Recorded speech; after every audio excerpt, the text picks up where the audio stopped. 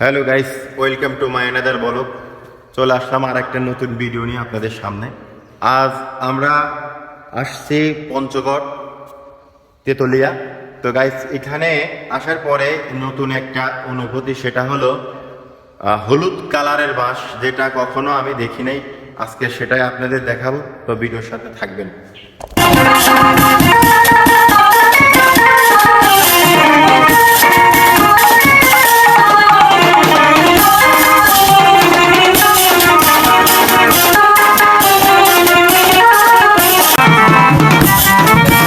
তো গাইস দেখেন যে কে কোত্থেকে আসছে, প্রত্যেকটি বাসে তারা তাদের নাম লিখে গেছে স্মরণ করার জন্য, কারণ স্মৃতি রেখে দেওয়ার জন্য। প্রত্যেকটি বাসেই আপনাদের দেখে, প্রত্যেকটি বাসেই এখানে তারা মার্কার দিয়ে কেউ বা খোদাই করে তাদের নাম ঠিকানা এখানে লিখে গেছে। দেখেন দেখেন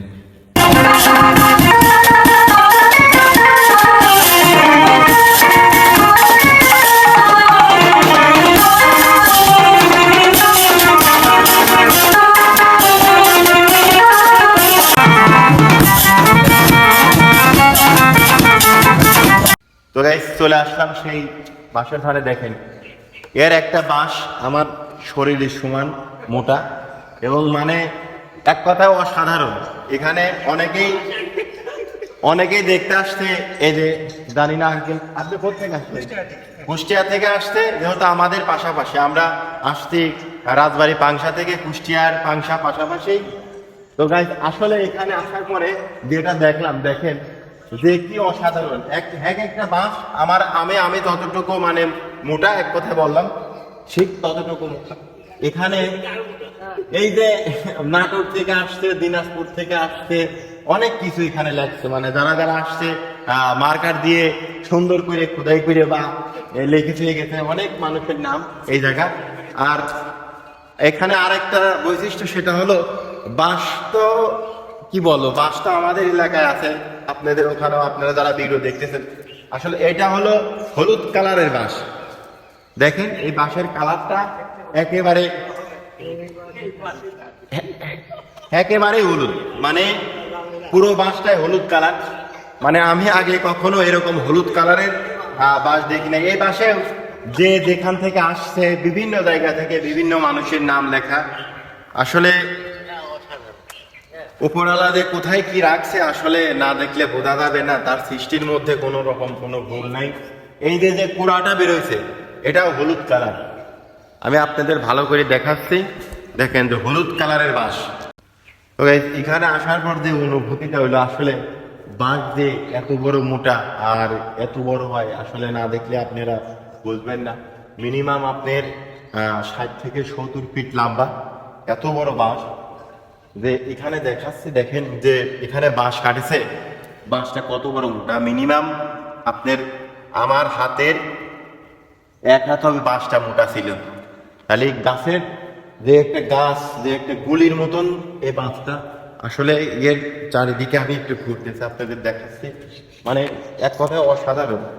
এখানে অনেক মানুষ আসছে, তাদের নাম ঠিকানা এখানে লিখেছে। লেখার পরে দেখেন যে কি অবস্থা, কি অসাধারণ বাঁশ চারিদিকে। এখানে পাশাপাশি দুইটা বাঁশ, একটা হলো হলুদ আর একটা হলো সবুজ, কিন্তু এটা আবার অন্য কোয়ালিটির একটা বাঁশ বলে।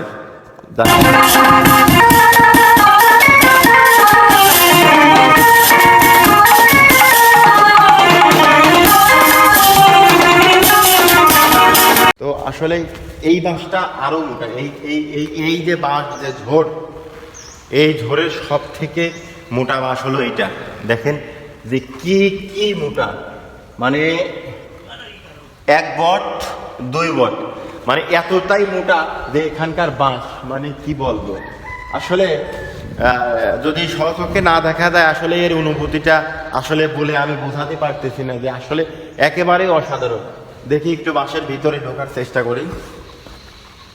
তো জানি না আসলে এখানে সাপটা আছে কিনা। তো গাইজ দেখেন, আমি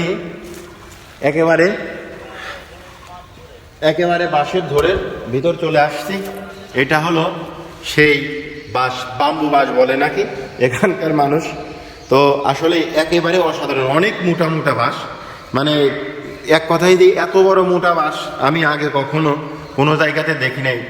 এর একটা বাঁশের আপনার মিনিমাম ওষার আছে 12 থেকে 13 ইঞ্চি করে চওড়া, এক একটা বাঁশ মোটা। তো আর একটা পাশে আর একটা ধার, সেটা হলো হলুদ বাঁশ, আপনাদের আগেও আমি দেখালাম। তো গাইস, এটা হলো সেই হলুদ বাঁশের ঝোর। এই যে কুড়াটা এখান থেকে বেরোইছে, এটা হলুদ হয়ে বেরিয়েছে, দেখেন একেবারে পুরো বাঁশের কালারটাই হলুদ। আসলে এইটা একটা অস্থির একটা বাঁশ, কারণ এই জায়গায় ঘুরতে আপনাদের কোনো টাকা পয়সা কিছু দেওয়া লাগবে না। হয়তো এখানে যারা কাঞ্চনজঙ্ঘা দেখতে আসে অবশ্যই তারা এখানে আসে। এখানে প্রত্যেকটি বাঁশে আপনাদের অনেক নাম আমি আপনাদের দেখাচ্ছি।